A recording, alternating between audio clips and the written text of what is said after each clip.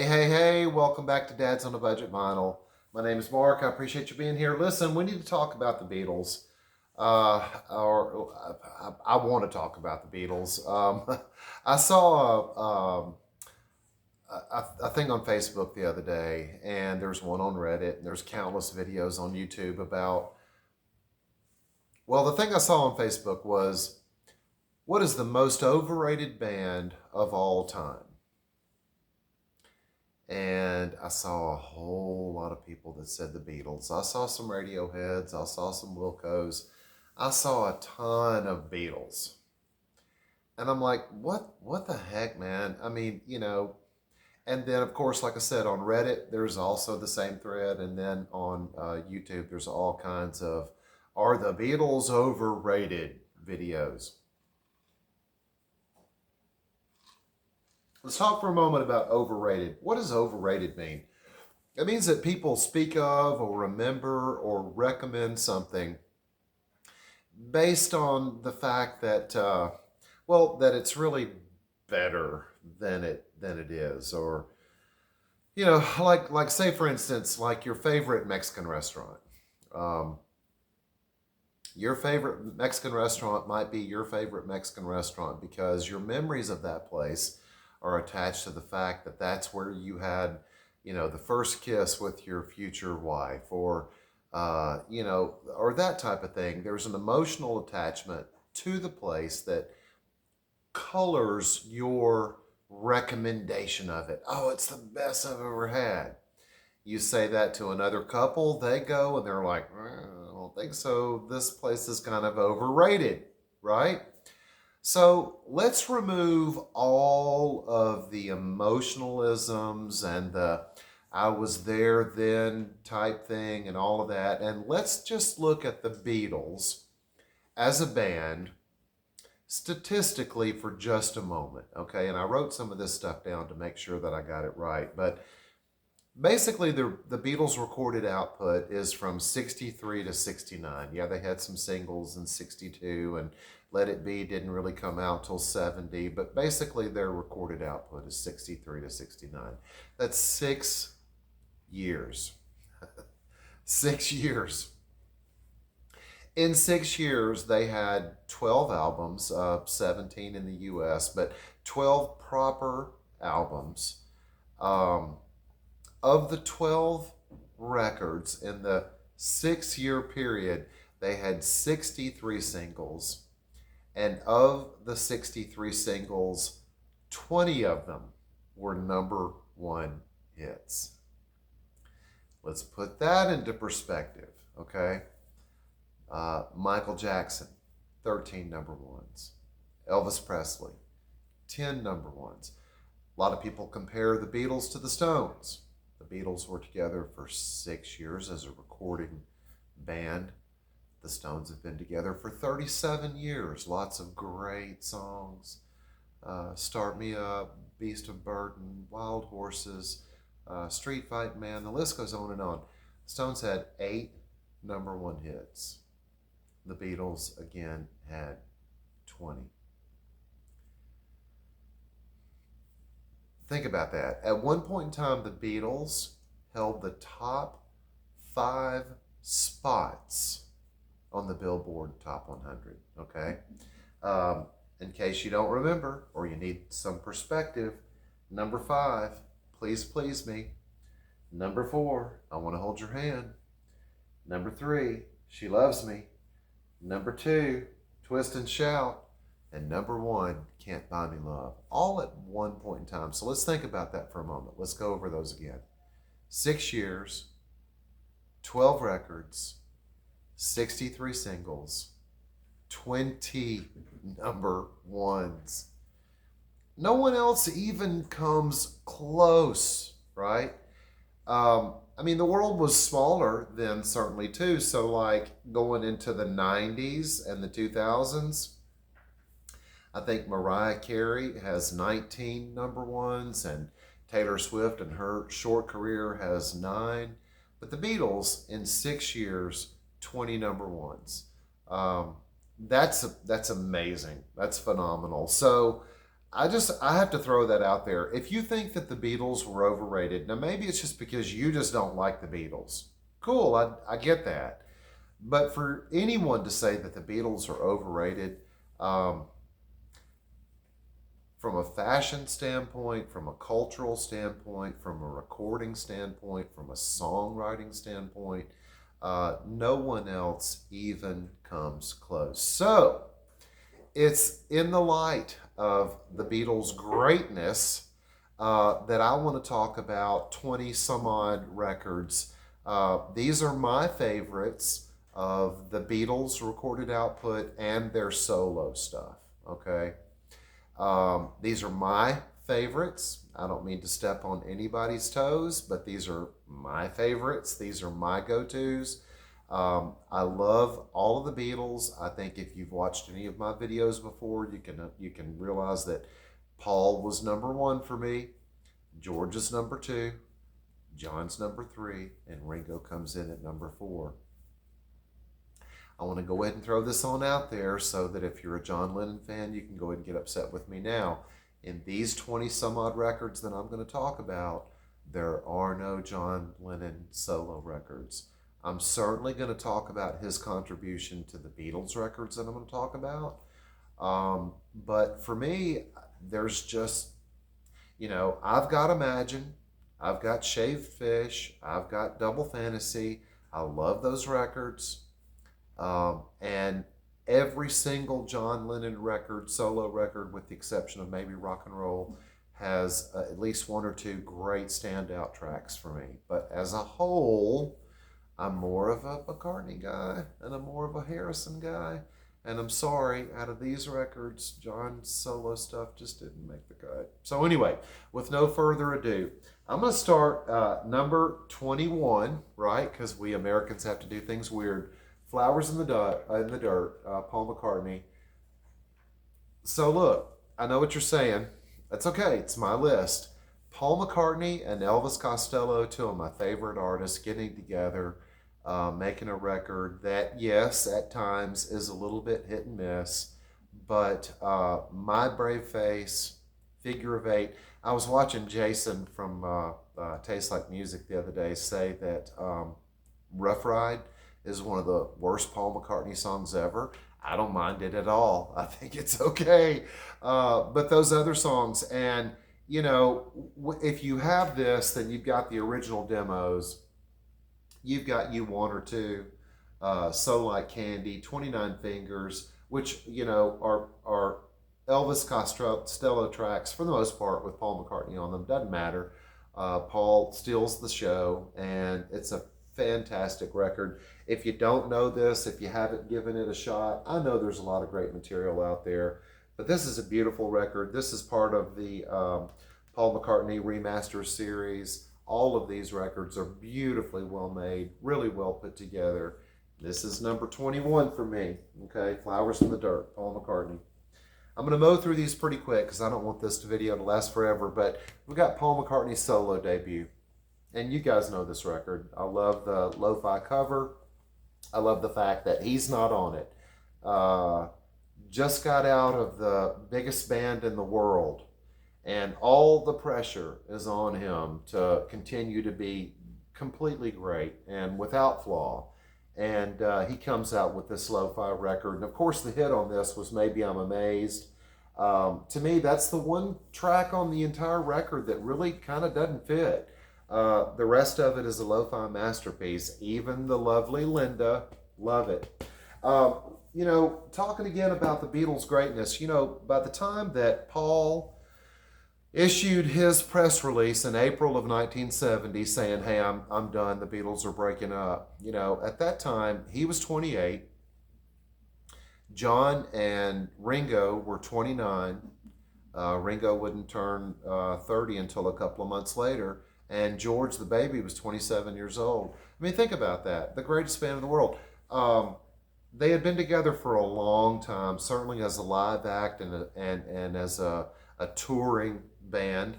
I saw a photo the other day of them playing a wedding. This was before Ringo had come along, but I think George in the photo was like 14. and Paul was 15 and John was 16. I mean, so by the time they came out with the record in 63, of course they were very polished, but those first few records were full of covers. As a songwriting team, Lennon, McCartney, and then even George Harrison, especially later on. But anyway, I digress. Number 20, Venus and Mars. You guys know this record as well. This is a Wings record. Paul McCartney, Venus and Mars, Rock Show. I love Magneto and Titanium Man.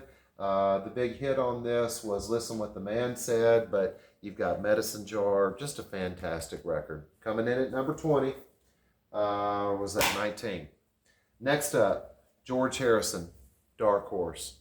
Okay, a lot of people, talk about how it doesn't sound great, wasn't recorded that well. Harrison had laryngitis, yada, yada, yada. I think it's a great record. The first time I heard Dark Horse, I was like, man, that sounds like a long lost Beatles track. Duh. But that was a fantastic song, and the rest of this record is really, really good as well. Love that back photo. Next up, another McCartney record, Red Rose Speedway. And this is another one of the remastered series. What an absolutely beautiful record. I love the sound of the bass on this record, but this is one didn't have a huge radio hit, so maybe that's why people don't talk about it more. I think it's a fantastic record. I love Big Barn Red. My Love, I guess, was the big radio smash on this, but look at that. Beautiful record. Good stuff. Next up, George Harrison, Cloud 9. Jeff Lynne produced this record, and he's all over it, and it certainly has his touch. But what a great record. And, when it came out, I thought that it was maybe a little bit lightweight. Listened to it a little bit more, and over repeated listenings over the years, I've come to really like it a lot. I love Fish in the Sand. I love Cloud 9, Devil's Radio. When We Was Fab, the little take on the Beatles. Got My Mind Set on You, of course, was the big hit. But this is just a great, great record. And this, of course, came out about the time the Traveling Wilburys were really big, and I dug them too. Next up, another McCartney solo, Chaos and Creation in the Backyard. This is produced by Nigel Godrich, the Radiohead producer. And the sound of this record is absolutely fantastic. I love Fine Line. I love Jenny Wren. There's several songs on this record that are really near and dear to me. The Vanilla Sky single from the Vanilla Sky movie with Tom Cruise and Penelope Cruz and, what's her name? Cameron Diaz. Great movie. Paul McCartney wrote the song as a favor to Cameron Crowe, Vanilla Sky. That really was kind of an outtake from these sessions. If that record, if that song had been on this record, then this might even be a little bit higher in the list. But if you don't know this record from McCartney's later period, it really is wonderful. Sounds great. Recorded really, really, really well. Next up, I've got Ram.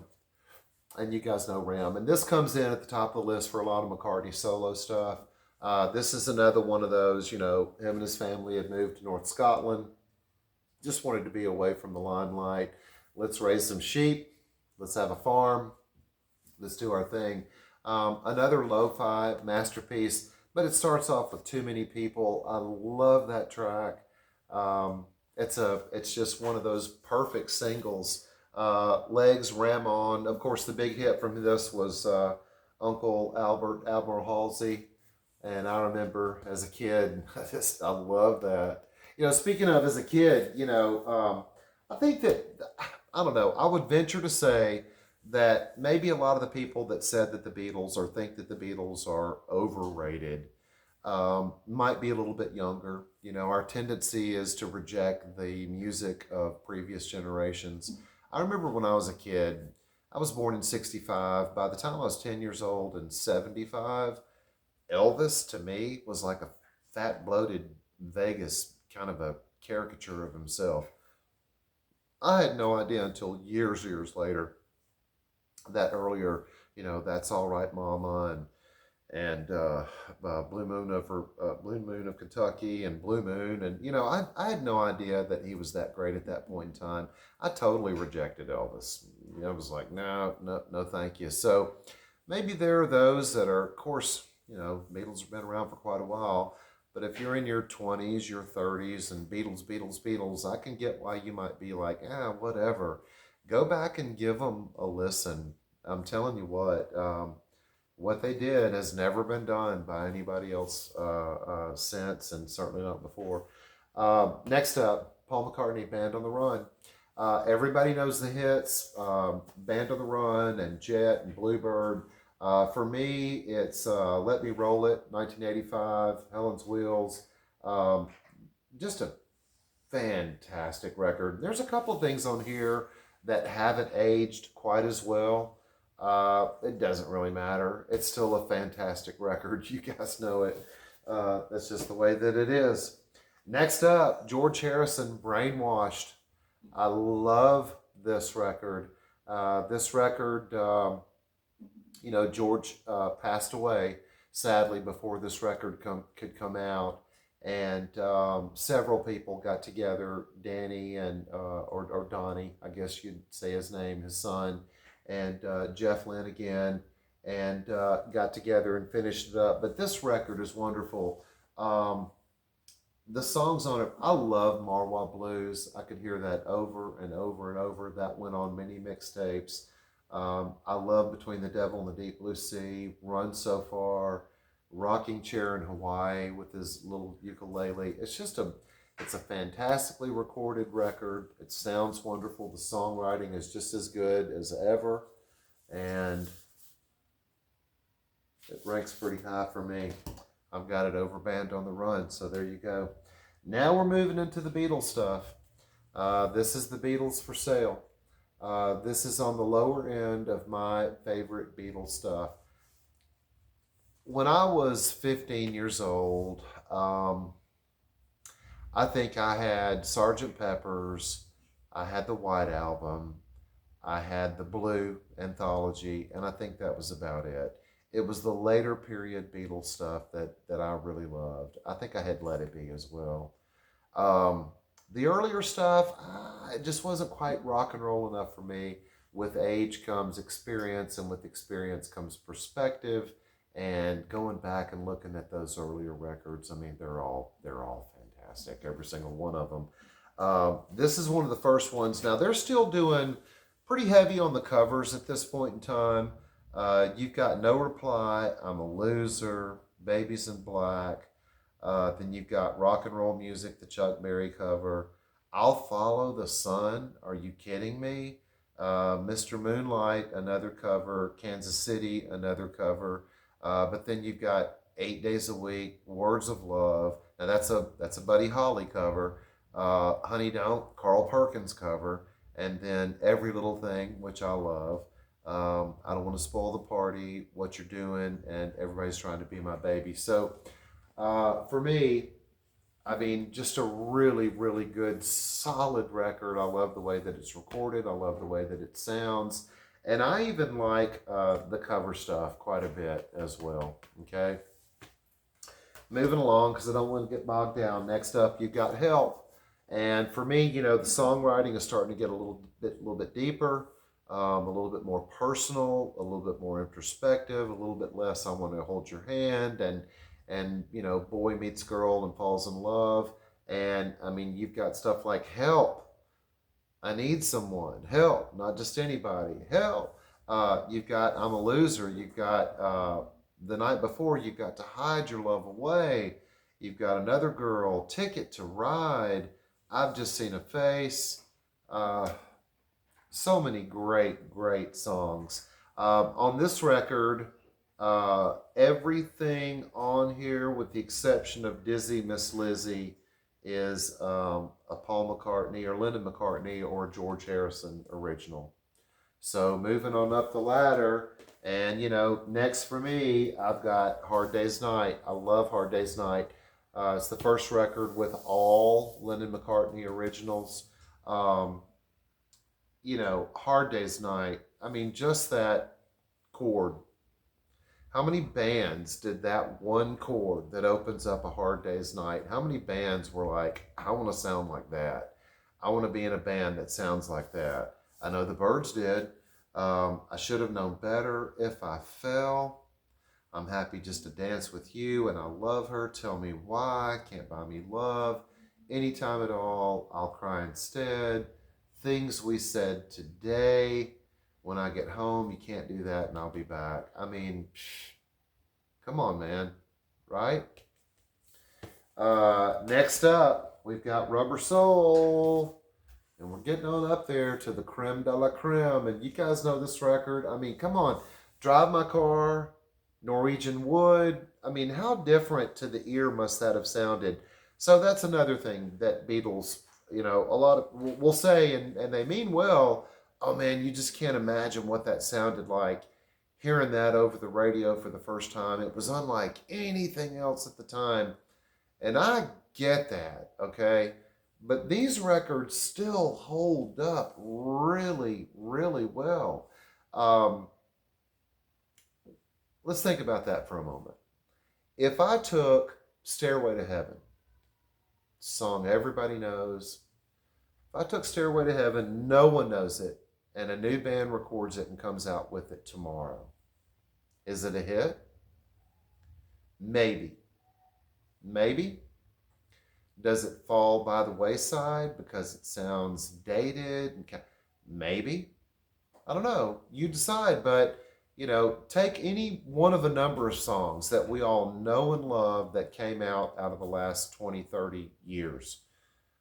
If it came out tomorrow as a new song, would it be a hit? These songs are timeless, okay? If someone came out with Drive My Car tomorrow, would it be a hit? I don't know. Put it on and listen, and you tell me, okay? Nowhere Man, Think for Yourself. Michelle, What Goes On? Oh, love that.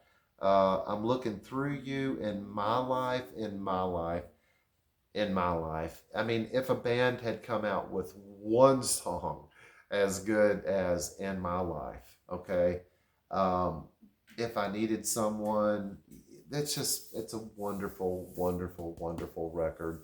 You guys know this record, but if you don't know this record, if you're younger, if you're one of those, if you're one of those people that just says, man, I don't get it, whatever, get it, pick it up. It's available for like 20 bucks. Put it on your turntable, listen to it. It'll become one of your favorites. I can almost guarantee it.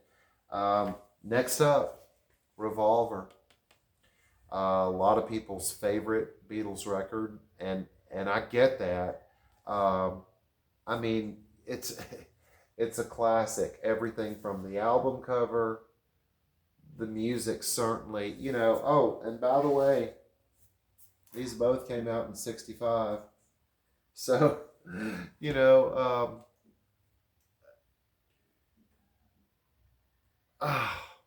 Taxman, Eleanor Rigby, I'm Only Sleeping. I'm Only Sleeping.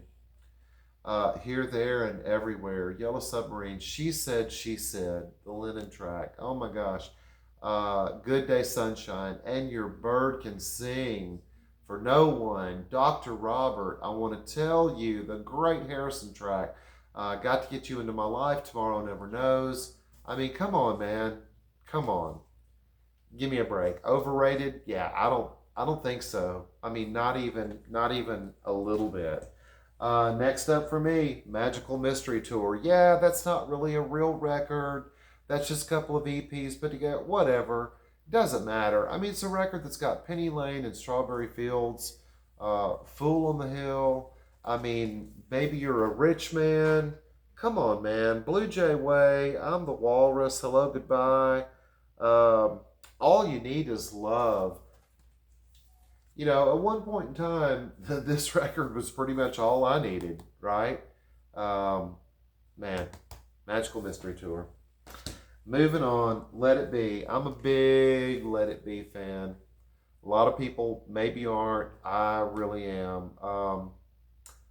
Two of Us, I Dig a Pony, I've Got a Feeling, Get Back, I Me Mine, The Long and Winding Road. A lot of people are a fan of the Let It Be Naked or Let It Be Raw or whatever it is, where it's without the Phil Spectorisms and just the stripped down tracks and stuff like that. I think of all of them, probably Long and Winding Road is a little better off without the syrupy sweet, orchestration behind it. But it's a corker of a record. Most of it was recorded live. Actually, most of it was recorded before Abbey Road, but of course wasn't released until May 70. But I love this record. I think it's a great record. I thought they were still a band when it came out, but alas. Next up would be George Harrison, All Things Must Pass. You like George Harrison, All Things Must Pass, above Rubber Soul and Revolver and Magical Mystery Tour and Help and Hard Day's Night? Yeah, I do. It was a beautiful package when it came out. You have to think about it.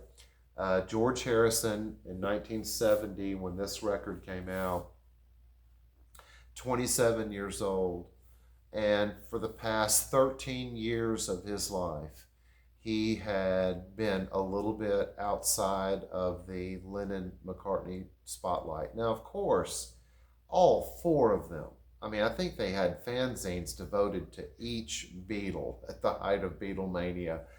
Ringo's the cutest, no George, no Paul, no John, all of them, but George as a musician and as a songwriter, was always a little bit kind of off to the left hand side.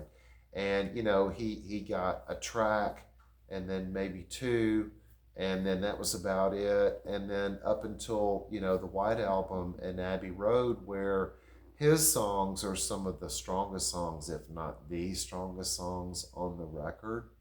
But by the time that this record came out and George was able to make a solo record, he had all kinds of material saved up.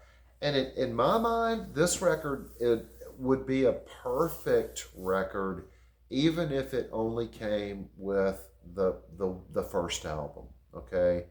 I'd Have You Anytime starts off with, and then, ends up with Run of the Mill on the second side.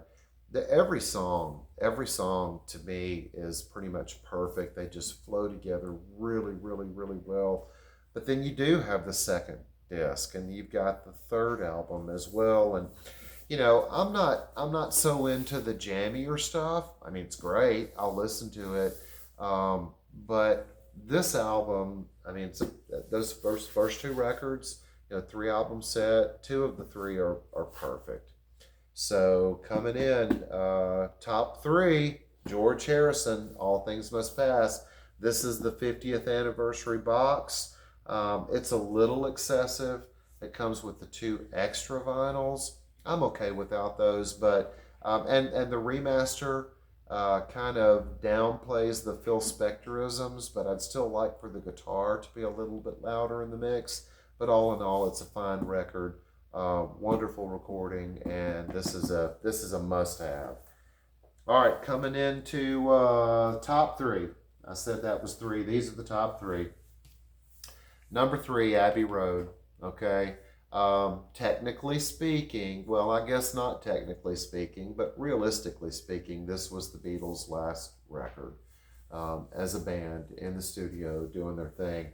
And like I said before. You've got Here Comes the Sun and Something, the 2 Harrison tracks that I think are the best tracks on the record. But you've also got Come Together and I Want You, She's So Heavy. What a wonderful track, because the vocal layering and the harmonies on that track, if they don't give you shivers, if you don't recognize that as greatness, something's wrong.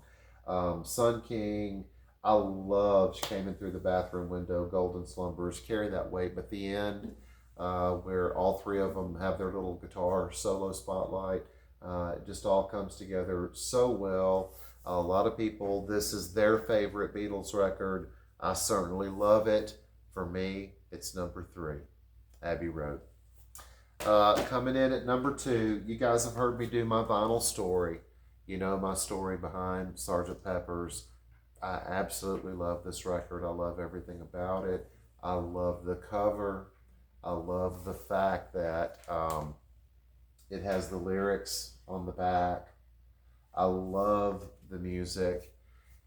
And maybe, with this first record, this was the one that turned me on, not just to vinyl, but really to music in general and certainly to the Beatles. Um, you know, for me, things really kick off with Fixing a Hole. Um, I love She's Leaving Home. I love Lovely Rita. And even with A Day in the Life, I love the way that John Lennon starts. But herein lies the difference for me. A Day in the Life. John Lennon starts the track. You've got the piano. You've got the melancholy lyrics that I completely didn't even understand when I was a kid. Um, I read the news today, oh boy. But then Paul comes in. Woke up, fell out of bed, dragged a comb across my head. And there you go. From dark to light, from down to up, from half full to half empty, or from half empty to half full. That to me, and even the cheesiness of When I'm 64, but this record, and to this day, Beatles are overrated. This record's overrated. Whatever. Put it on. Put some headphones on. Name another record, whether it's the Flaming Lips or Radiohead or Super Furry Animals or anybody else that has that big sound that's all over the place with a lot of stuff going on, tremendous melodicism and lyrics and all of that. Compare it to this. And this came out in 1967, recorded on 4-track, and it's still a masterpiece. It's still a masterpiece. It's always going to be. That's why it's number 1 on so many different lists. However, it's number 2 on mine. As much as I love it, if we're talking number 1 Beatles record for me, it has to be the Beatles, the White Album. I thought this album was just so cool when I was a teenager. I mean, I love the minimalism of the album cover. And really, it really is kind of like 4 different solo artists kind of doing their stuff, maybe trying to one-up each other. Talking about John Lennon earlier, no John Lennon records made this list, but I would say of my top 10 Beatles songs, 5 of them are probably his. 2 of them come from this album. I love Dear Prudence and I love Julia. I think those tracks are absolutely wonderful. But, and While My Guitar Gently Weeps, the Harrison track, and also Happiness is a Warm Gun. I love that Lennon track. But for me, Why Don't We Do It in the Road, Blackbird, Rocky Raccoon, the vocals on Back in the USSR, Honey Pie, Mother Nature's Son, and one of my all-time favorite deep cut McCartney tracks of all time, Martha, My Dear. So if you don't have this record, it needs to be in your collection. It is absolutely essential, but I feel like all of these are, because I feel like the Beatles are essential. And I feel like their music is just so joyful and wonderful and deep and just so much to dig into. I saw a guy the other day that had 7 crates of Beatles records. All band records, no solo Beatle records in there at all. 7 crates of Beatle records. Well, tonight I've shown you 21 Beatles and solo records. Those records, in my opinion, are pretty much all just about perfect and something for you to definitely spend some time, maybe a little bit of cash on. Okay? So that's my Beatles take. I appreciate you guys hanging out again. I'm sorry if I got long-winded. It's the Beatles. I could have gone on and on and on, but you guys know so much about the Beatles. I wanted to share for you a few stats and some records that are near and dear to me. We'll talk to you next time. Appreciate you hanging out. Take care.